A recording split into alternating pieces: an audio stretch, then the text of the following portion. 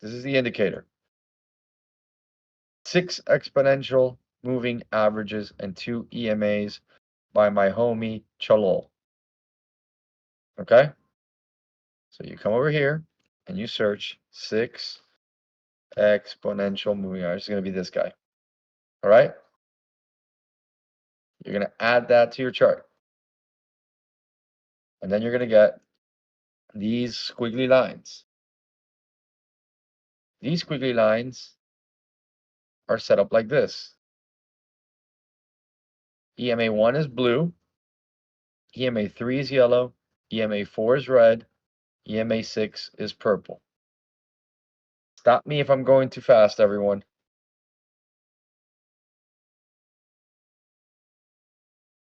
We good so far? Everybody? Yes? Okay. Perfect. Thank you. The inputs are the 9, 21, the 50, and the 200. These are the only EMAs that I use. Sometimes I change them around, but this should be your default. The 9 is the blue. The 21 is yellow. The 50 is red. And the 200 is, anybody guess that color? Anybody?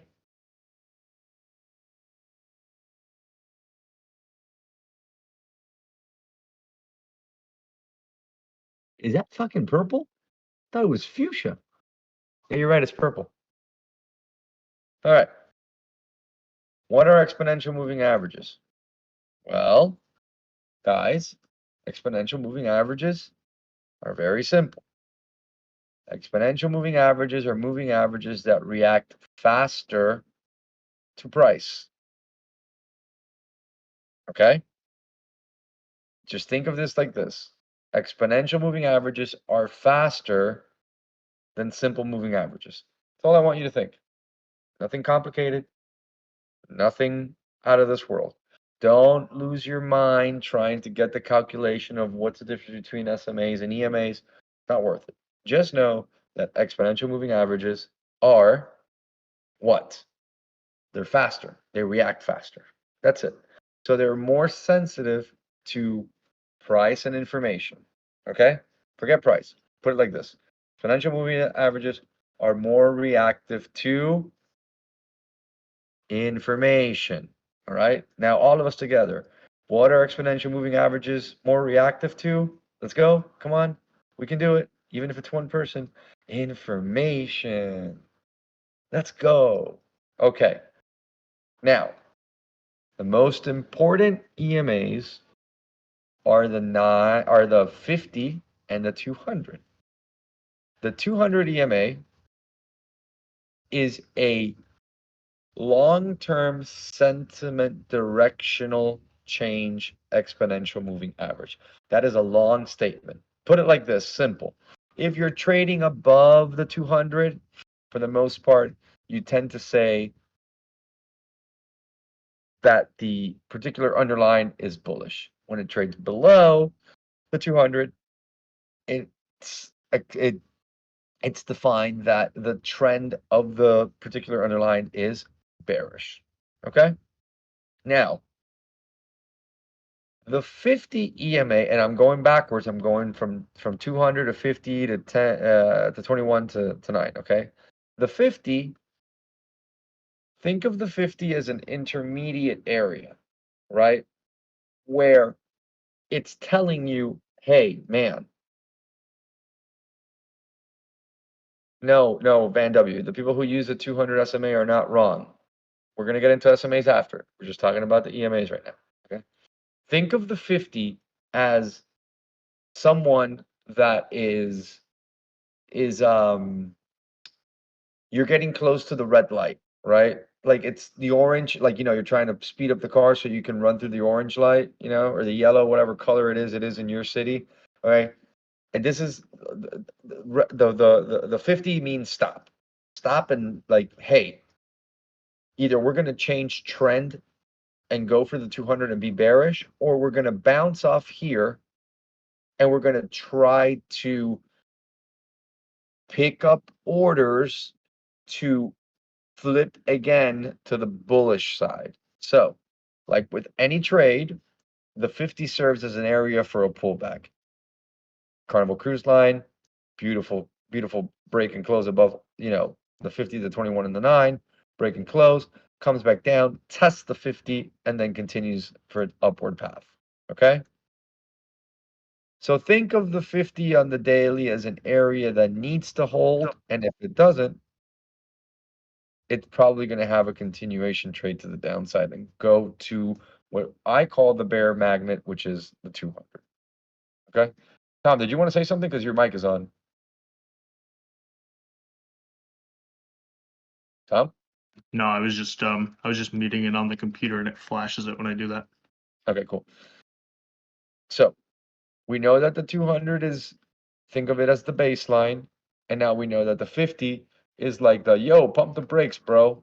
Pump the brakes. Because we need to figure out if we're going to break or we're going to hold. The 21 serves as that area where you need to kind of start to either decide if you're going to wait on the daily for an area such as here to test and break and close so that you can get into the long trade, or if it's going to reject off the 21 and see if it closes here like it did, and then just flip this upside down, and instead of it trying to break above the 21, it breaks below the 200, breaks below the 50 and targets the 200.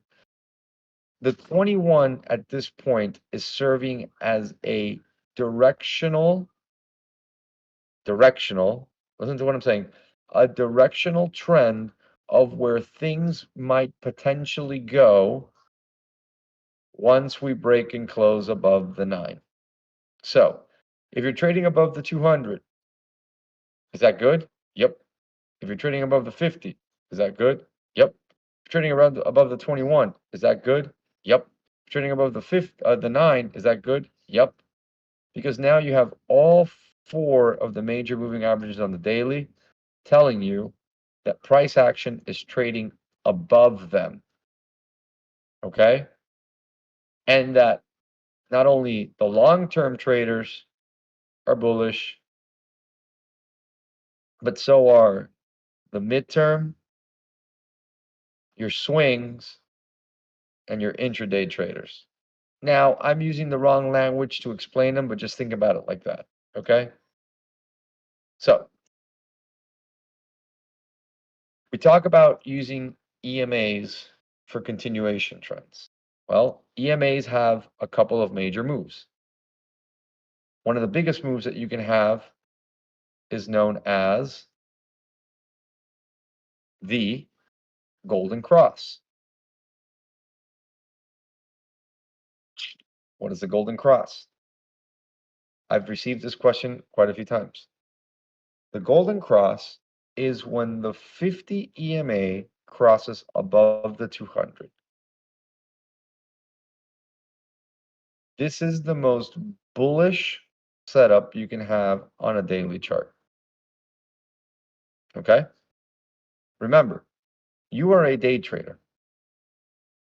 And if you're trading options, right, and you're trading long dated calls and you see a move like this, sure, maybe you can have a little bit of a pullback, but if you're a month or 45 days out, you are on the right side of the trade. Okay? Because the Golden Cross is showing you that our sentiment, okay, our sentiment has now fully flipped bullish. Most of the time, when that happens, price action will be trading above all major moving averages. Okay? The opposite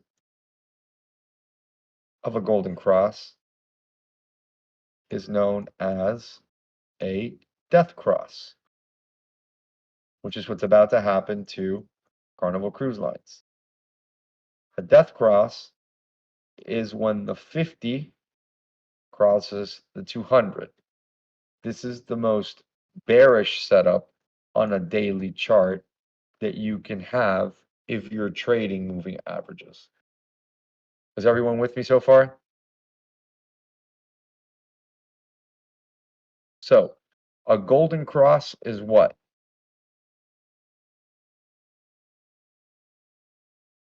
And a death cross is what? Okay. One of the things that a lot of professionals do is they like to do what I call the wiki bounce, the wiki bounce. So what happens to retail is that they try to anticipate the death cross and they don't let it fully happen. And they know that you know that they know that you know that they know that you're waiting for it. So they sit there and they say, today's going to sound like a fun day to watch retail go short, right? Because they see the death cross coming. And whoever tells me that the market is not manipulated is a fucking liar. Because everything is showing you that price is moving down. Yeah, some of you will say that there's like a little W there, whatever. But I mean, this is not looking pretty, right? And then what ends up happening is you get in front of this, and then you wake up to this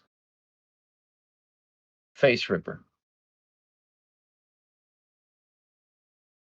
So you always want confirmation on the cross before you take the trade.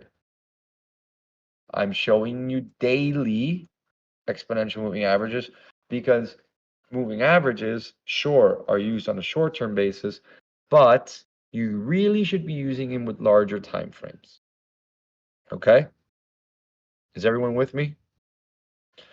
Let me show you an example of a death cross.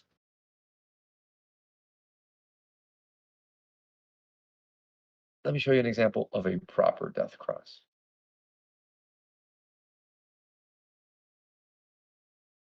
Here is a proper death cross.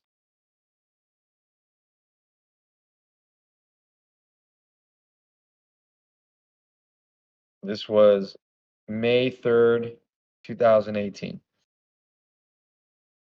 Even though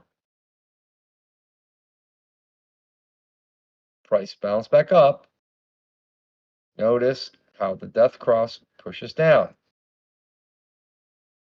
Still pushing down. Everybody thinks that there's going to be a reversal course. Hi, my name is Retail Trader. It's going to go bullish. And then boom, you get a continuation of the death cross. Death crosses will bleed you out. And they have continuations.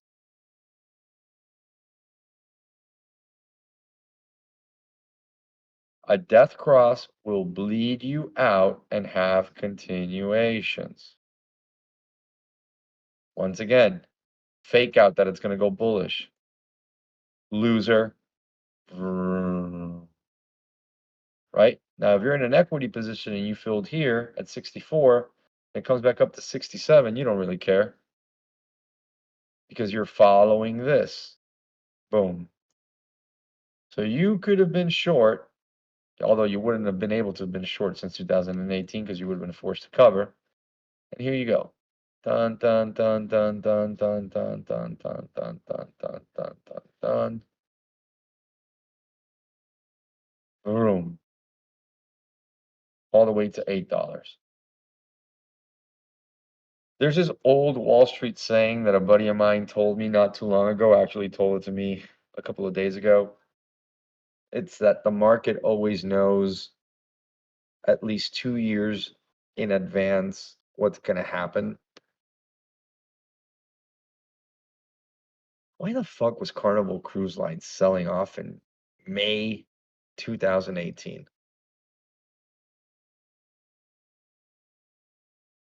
Like, it kept beating earnings.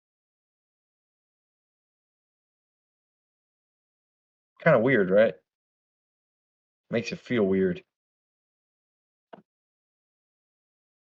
2018, we knew nothing of coronavirus.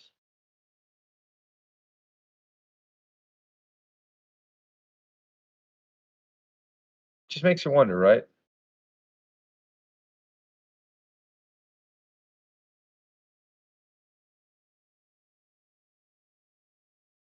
What do we have here?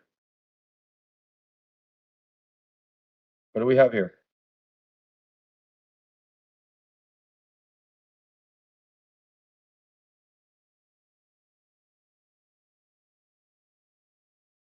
Guys, what's happening here?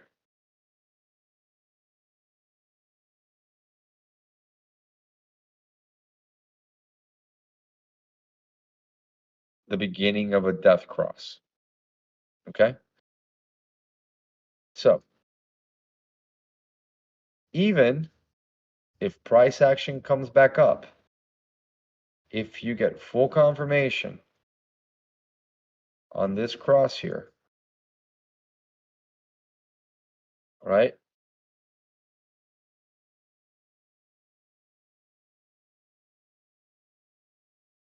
And now this becomes a 50. It pushes like this. Would you want to be bullish or bearish if you see the 50 cross the 200 and continue to push down? Would you want to be bullish or bearish?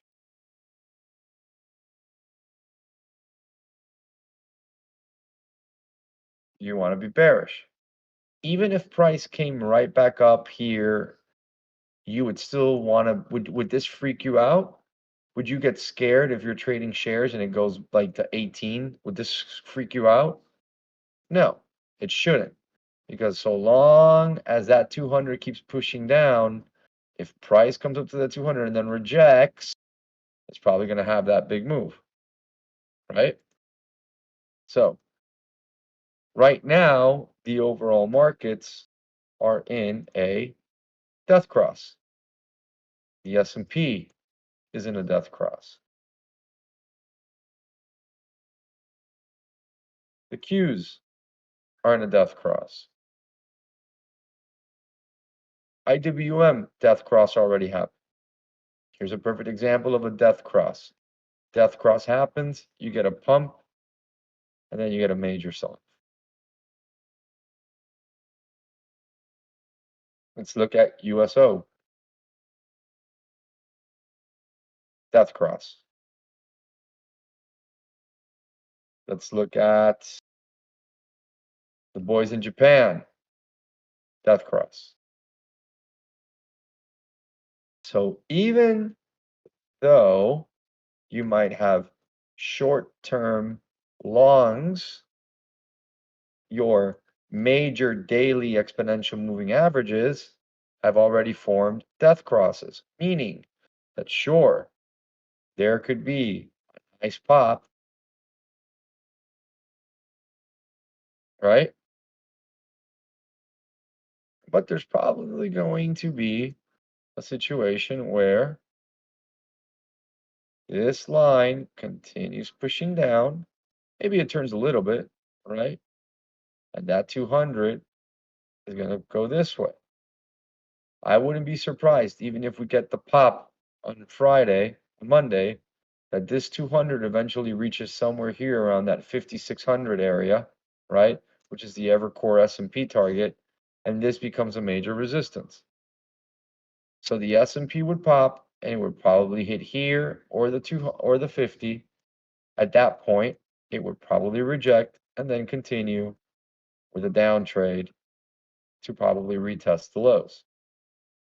Unless there's a full shift of sentiment, right?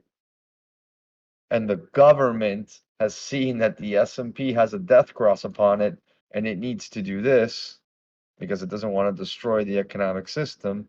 It needs to push this line here and then let that 50 eventually curl back above the 200, making the downside move completely insignificant.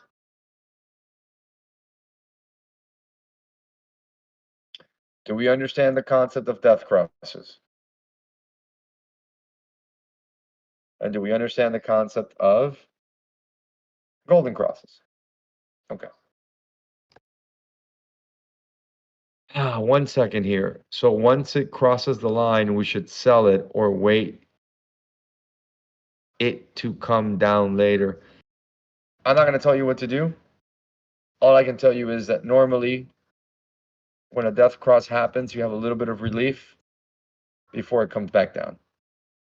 How long does death cross take to maintain on average? I don't understand what you're asking.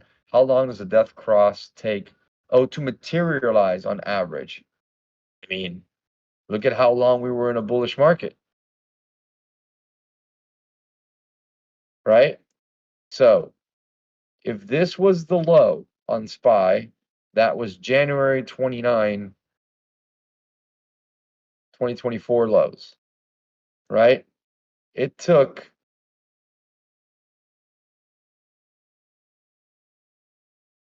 year,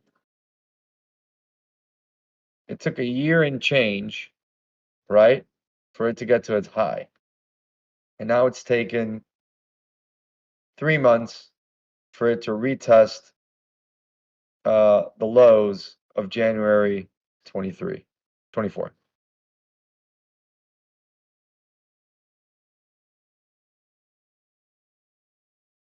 So the death cross materializes based on the 50 and the 200 moving day average because price has mandated such that in the last 50 days we're trading below the 50-day average because the way that you calculate the 50-day average is by grabbing the last 50-day candles and adding them up and then dividing them and you get an average. Get it?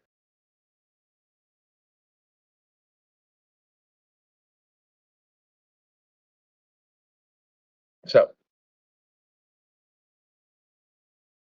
what have we learned so far with exponential moving averages? We learned that they're faster, more reactive, and we learned that the 50 and the 200 are the most important ones. Okay, JP, but if the 50 and the 200 are the most important one, then why the hell do you have these? Well, I am not a long-term investor. I am a day trader. I am a swing trader. Therefore, I use these as confluence to confirm that I'm in the right side of the trade.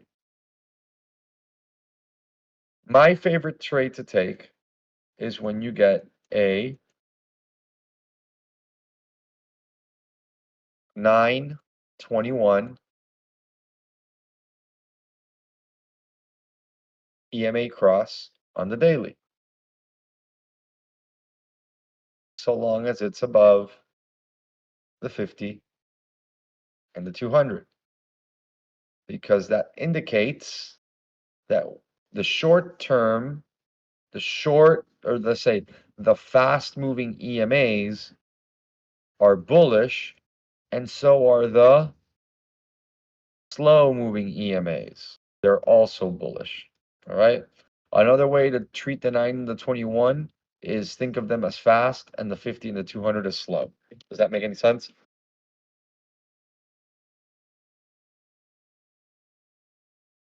Are you guys with me? Okay. JP, you're only showing us the daily. What about intraday? Well, JP likes to trade off the 30-minute charts. So JP also trades with regular trading hours. JP does not like trading with extended trading hours because it screws up my moving averages. So JP trades with his regular trading hours. On the 30-minute chart, when you see a rejection off the 200 and you see a 921 cross on the 30 and a break below the 50, these are massive gaps down. There's a lot of traders that will try to trade the gap up. There is nothing on this chart that is bullish. You're trading below the 200, you're trading below the 50, you're trading below the 21, and you're trading below the 9. On a 30-minute time frame, is anything here bullish? Yes or no? You also have increasing sell side volume. Is there any reason for you to be long here? No. So if you're short, right? And let's stop talking about 0 DTEs. If you bought SPY weekly shorts, okay, and you're talking, I was gonna say something. I was reading your sentence at the same time. You talking about gaps. If you're on a 30-minute chart and you go short and you took a weekly SPY, right? This pop back up here should not scare you because you're trading below all of the moving averages and the 9 is still pushing down.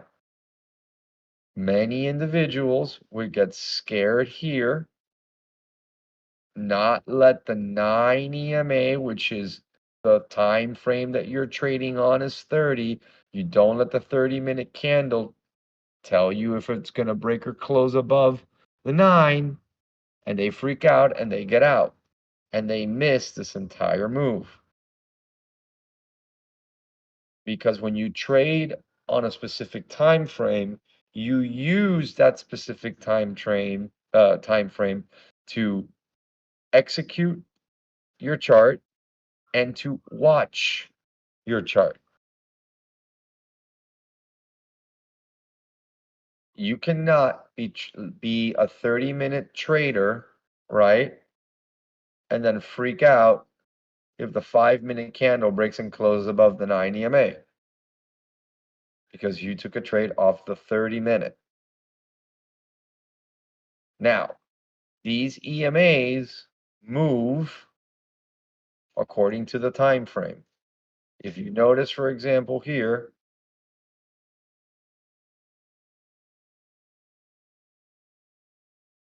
the 200 EMA on the 5-minute is at 525. On the 15, it's at 526. On the 30, it's at 537. It moves according to the time frame that you selected. Okay? But on the daily, it's at 565 because the daily uses the end of day close to calculate the exponential moving average. So if you're taking trades, make sure to stay on the time frame that you took the trade on, so that way you don't get psyched out by smaller time frames. If you took a trade on the 30 and you want to flip it over to the 65, sure, use that to your advantage, right? But remember, don't make the mistake of going from here to here and exiting because it closed above a moving average. Okay? We're about to switch over to simple moving averages, and then we're going to move on to a subject which is very important for everyone.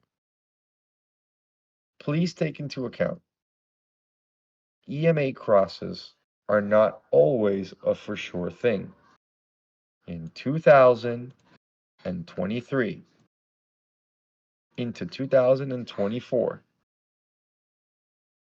everybody was using exponential moving averages, and they were trading EMA crossovers. Well, guess who found out that everyone was doing that? When I say MM, what does that stand for? The communist, correct. So what would happen was, which I thought was hilarious, you had 5-minute traders that would do this. You know what? I'm actually going to keep this like this. You had 5-minute traders that were doing this. Let's say that this is the 9 EMA. Okay? I never get credit. Say this is a 9 EMA, and let's say that this is the 21. You with me so far? Is everyone with me? Let me just draw. Is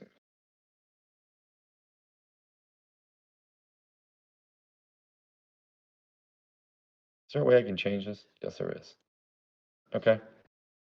So what they would do is they would watch as people would go long on a 5-minute cross, and then this would happen. You would get a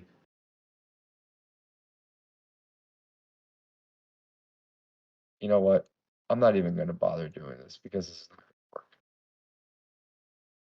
How the hell do I draw a green candle? You know what? I'm not going to overcomplicate my life. I'm just going to use the highlighter. Where's the freaking highlighter? Where did I put the highlighter? Over here. So what would happen was you would have a cross that would happen, and then you would have a little bit of a cross, right? It would do this. I mean, it was actually really funny what they would do. They would do this. They would cross it on the 5-minute, right? Like this. Juan Pablo. They would do this. I'll change the color. They would cross it over, right? And then everyone would go long here, right? Chasing it. And you would have a 5-minute EMA cross. And then out of nowhere, you had the biggest red candle to the downside you had ever seen. And you're like, I don't understand what happened. We had a 921 EMA cross on the 5-minute. It was bullish. Well, institutional traders realized that the majority of the market had figured out how to use exponential moving averages, and that rookies were using it, and they were using it incorrectly on the smaller time frames, and they would basically slap traders down. We identified this a long time ago, which is why a lot of us stopped using EMAs until they started working again. EMAs have a tendency to be very unreliable on smaller time frames, and they also have a tendency to be very unreliable in non-trending markets. In other words, in chop, because they'll give you false signals, right? Is everybody with me so far?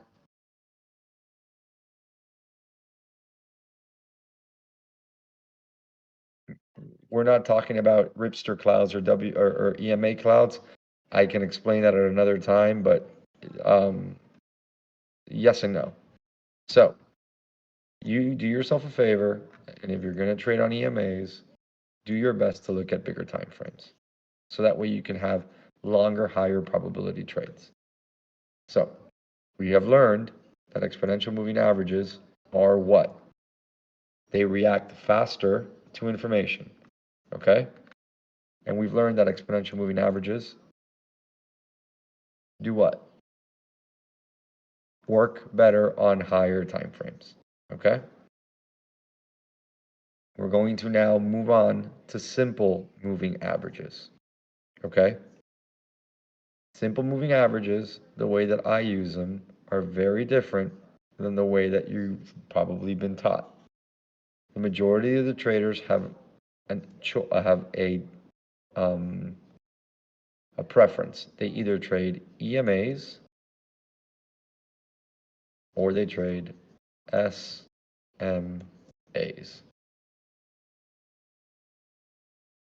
If you are intraday trading and you are a swing trader, you would probably be better off using exponential moving averages because they move faster, as opposed to simple moving averages, which move slower. Okay? I would advise that anyone that wants to trade moving averages probably stick to the EMAs. Now, there are people that prefer the simple moving averages. God bless you. I'm only teaching you what I use. Now we're going to get rid of this indicator, and we're all going to move to the one that everyone has asked me 1 gazillion times, is the daily SMAs. Okay, this indicator is called daily SMAs 10, 20, 50, 100, 200. Eternal, take a picture of that and post it if you can. And it's by a guy called Immortal Freedom.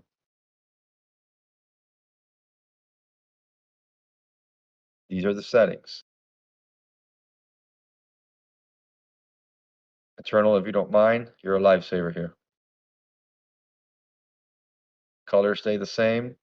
Everything is turned on. Inputs stay the same. Nothing changes.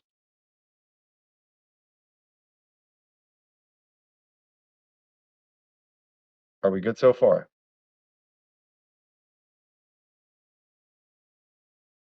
Guys, are you with me or no? Okay.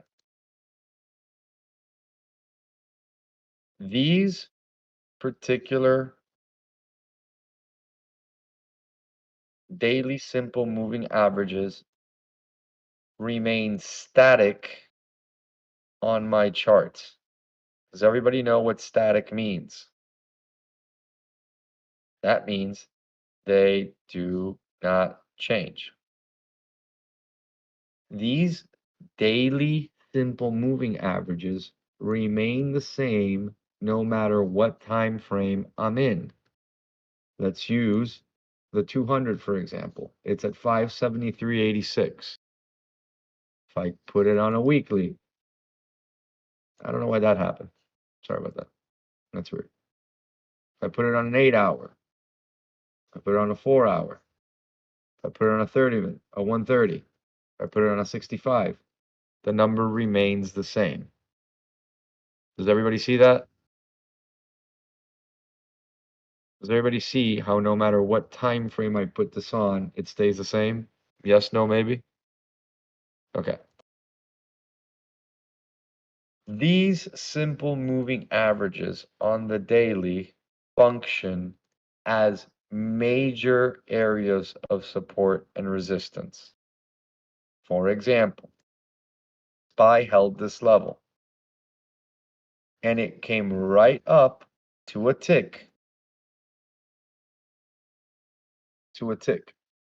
of the 10-day simple moving average, at which point it rejected, came back up, closed above it, and wicked right off of it. Okay? These daily simple moving averages serve as a guide of where your major levels are. They also serve as an indicator of how things are looking overall in the bigger scheme of things, right? So, for example, do we see how the daily, forget about the time. I'm going to erase this because you guys are going to then tell me, oh my God, is that on the 30-minute? Forget that this is the 30. Do you see how the 50 and the 200 daily SMA are getting really, really close to each other? You guys see that? When I put it on a daily, do you see how the 50 is approaching the 200? Are you guys with me? Okay. So since you guys see that, do you notice how the death cross is inbound on the simple moving average on the daily? And we already said that the simple moving averages are what? Slower than exponential. But if we turn on our exponential moving averages, what already happened? Death cross. The exponential moving averages have already gotten ahead of the simple moving averages, telling you that a death cross is imminent. Does that make sense? Are you guys with me? Okay. However, real death crosses, even though they happen on exponential moving averages, the one that you have to be terrified about is this one. Does anybody know why you have to be scared of this one?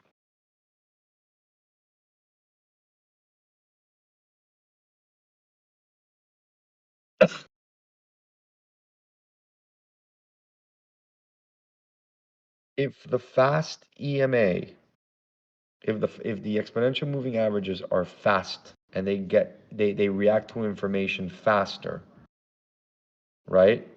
What do you think the slower EMAs do?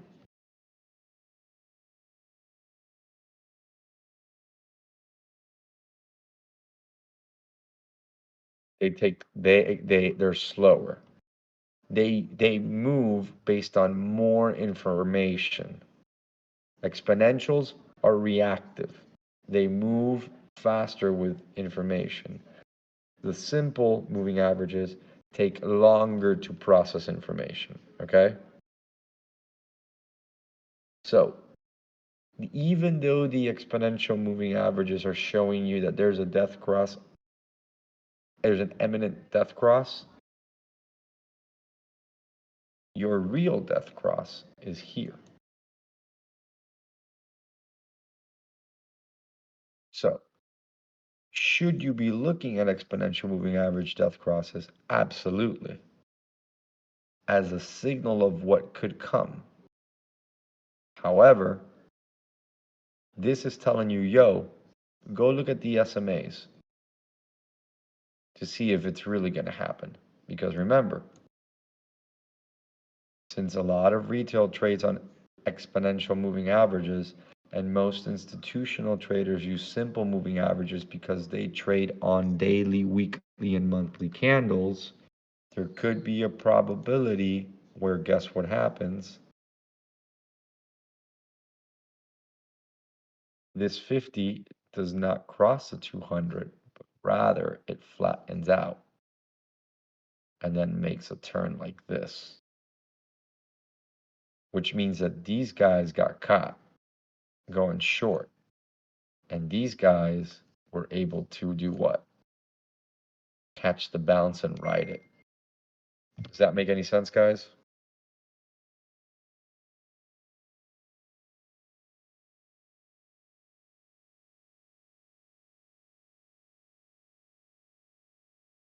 So true death crosses happen off the simple moving averages on the daily. And your exponential moving averages are tools that you use for intraday trading. For example,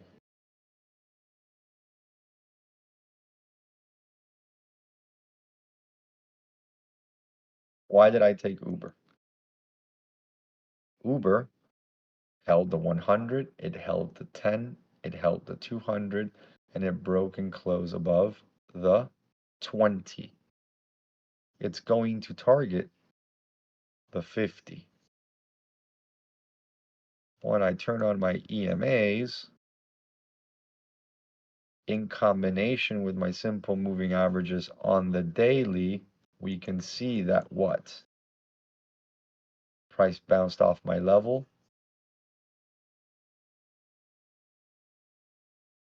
Forgive me. Broke and closed above the 10 and rode a 30-minute uptrend. When you combine that with the dailies, we broke 1, 2, 3, 4 major areas. And now we're targeting 50. Does everyone see how exponential moving averages on a 30-minute time frame when taking a trade in combination with daily simple moving averages that remain static on your screen allow you to make right decisions? Yes or no?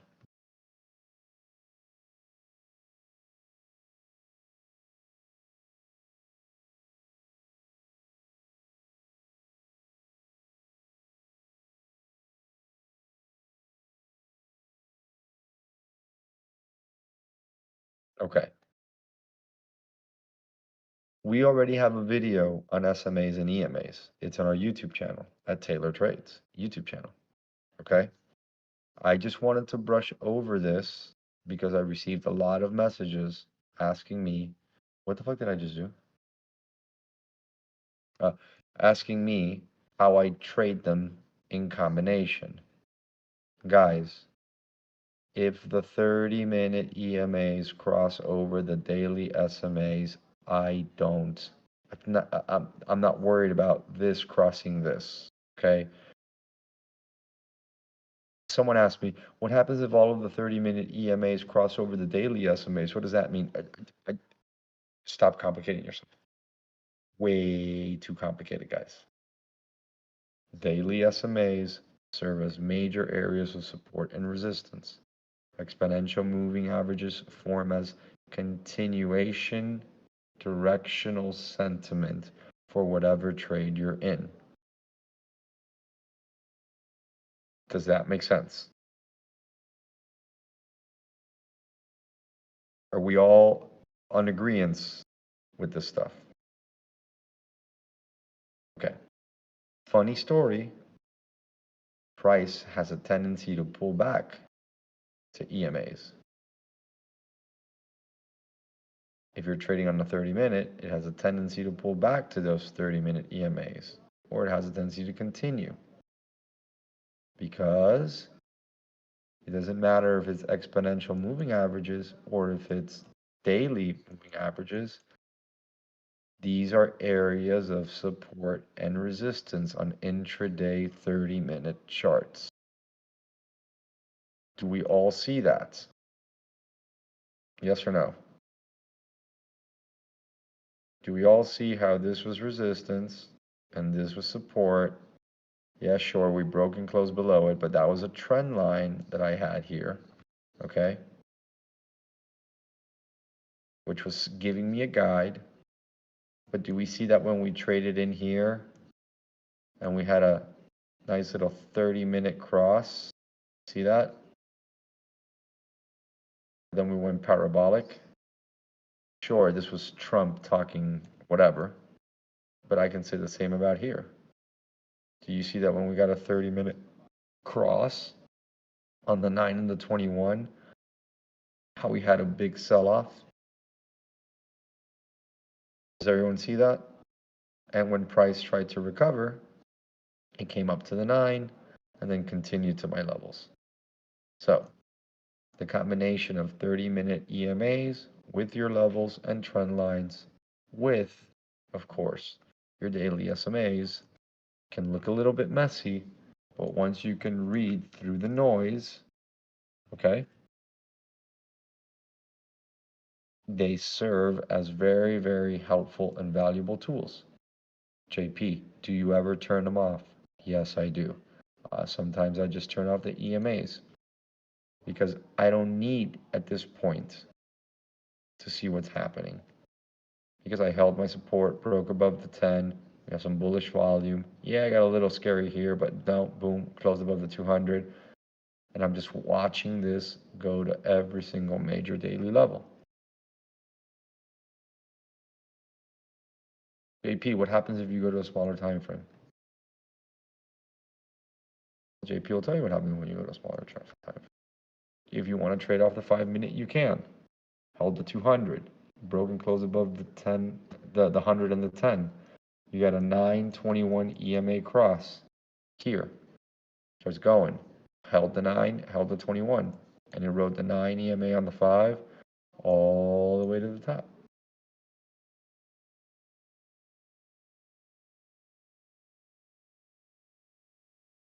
So if you even want to do a combination of time frames, which you can,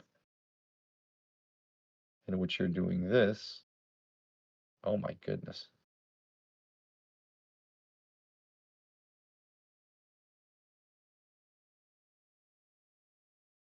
In which you're trading the 5 and the 15 side by side so that you can get an idea of if these 5-minute candles are building into a bullish 15-minute, you can.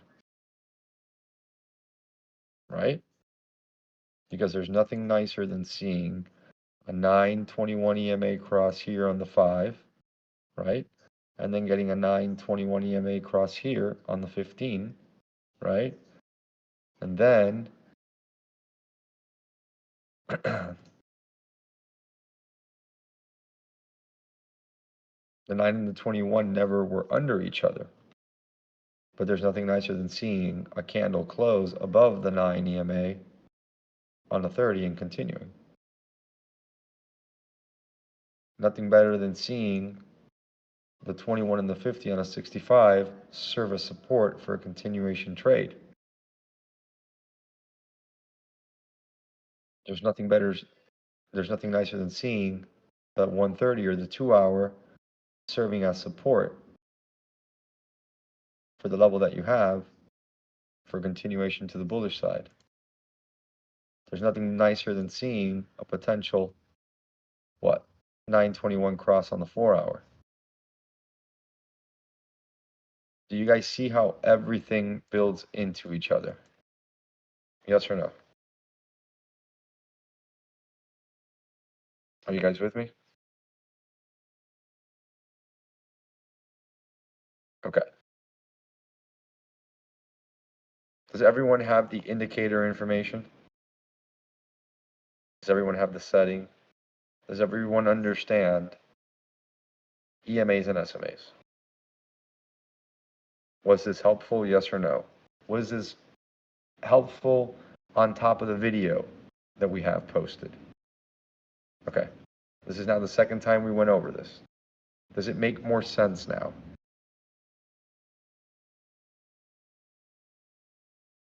Okay. I'm going to get the following questions, so I'm going to answer them now before I lose my mind.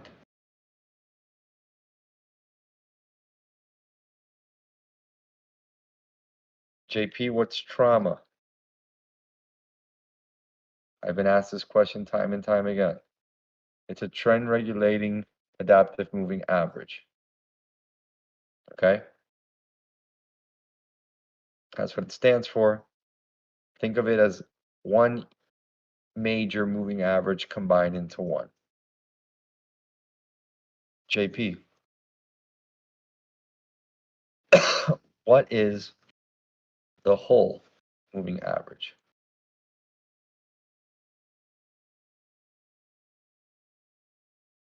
Once again, the whole moving average, think of it as one full moving average that is adapting to price. JP, isn't it easier to just have one EMA that gathers all the EMAs together or all the moving averages together and you only have one line and then therefore it's a lot more helpful? You can do whatever the hell you want. I like my squiggly lines. I ain't changing them. JP, I've seen simple moving averages, I've seen moving averages, and I've seen exponential moving averages. What's the difference between all of them? Do you need to know that? No. Therefore, don't ask yourself that question. Am I teaching moving averages? No. Therefore, don't ask yourself that. I'm only teaching you what I use. If you want to know what's the difference between simple moving averages, smooth moving averages, exponential moving averages, that far in depth, then ChatGPT that. Do not go into the idea that you want to find out what is this and what is that and blah, blah, blah. I'm only explaining exponential moving averages and simple moving averages, okay? And we haven't even talked about VWAP, okay? We haven't even talked about VWAP. So, are we all on the same page with exponential and simple moving averages? And can we move on to part 3 of this presentation?